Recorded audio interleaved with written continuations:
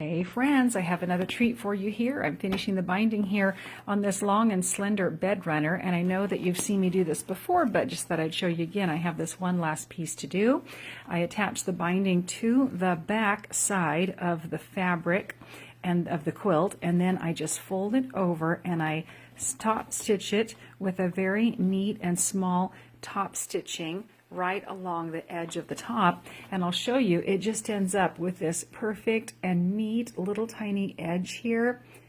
Really shows off just beautifully. And this is actually a very thin binding. It's only 2 inches altogether, and so it's just putting a very slender little ribbon of binding along here, which is great because this is actually a long and thin bed runner to go right at the bottom of the bed. Just something pretty to look on this bed here, and I'll show you the full thing in the future.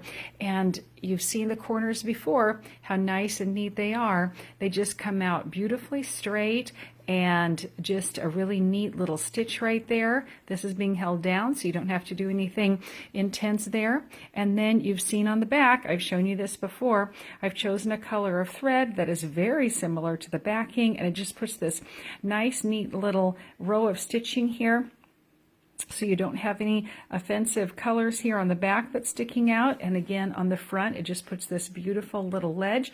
And so it's a great way to finish up your quilts. You can totally bind by hand. That's fantastic. But this is so much quicker and faster and easier, and just creates a beautiful binding on your quilts, on your wall hangings, on your bed runners, your table runners, whatever you're working toward.